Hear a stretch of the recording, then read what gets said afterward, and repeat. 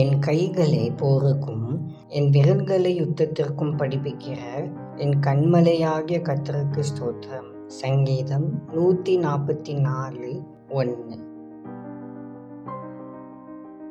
தேவன் தம்முடைய பிள்ளைகளான நம் ஒவ்வொருவருக்கும் வித்தியாசமான தாளந்துகளையும் வெவ்வேறு அழைப்புகளையும் கொடுத்திருக்கிறார். அதற்கு ஏற்றது போல் நம் வாழ்வில் சில சூழ்நிலைகளையும் சில நபர்களையும் அனுமதிக்கிறார். அதன் விளைவாக சில பிரச்சனைகளையும் சவால்களையும் நாம் சந்திக்கும் போது சோர்ந்து போகாமல் விசுவாசத்துடன் முன்னேறி செல்ல வேண்டும்.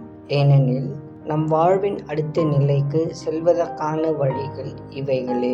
நாள்தோறும் ஆண்டவரை தேடி அவருக்கு நம்மை முழுமையாக அர்ப்பணித்து காரியங்களை செய்யும் போது தேவன் நம்மை பிரகாசிக்க வல்லவராயிருக்கிறார்.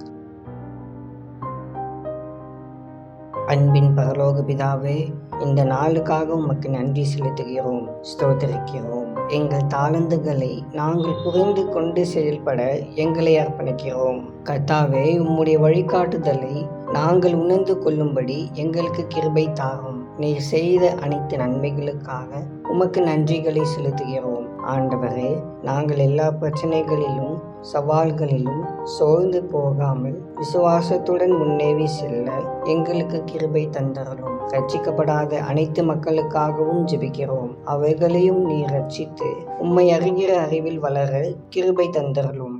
எங்களோடு இருந்து எங்களை பாதுகாத்து வழிநடத்தியறலும். இயேசுவின் மூலம் ஜெபிக்கிறோம் பிதாவே, ஆமென்.